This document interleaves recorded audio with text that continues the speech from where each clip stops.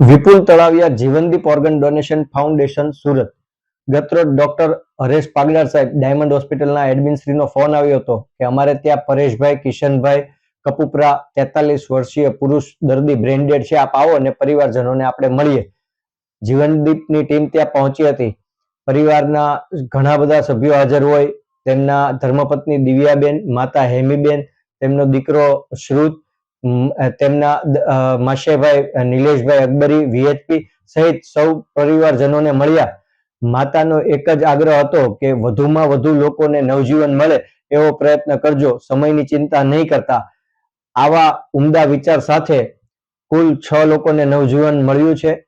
બંને કિડની અને લીવરનું દાન IKDRC અમદાવાદ, એક હાથનું દાન કિરણ હોસ્પિટલ સુરત અને બંને આંખોનું દાન લોકદ્રષ્ટિ ચક્ષુ બેંક સુરત દ્વારા સ્વીકારવામાં આવ્યું હતું.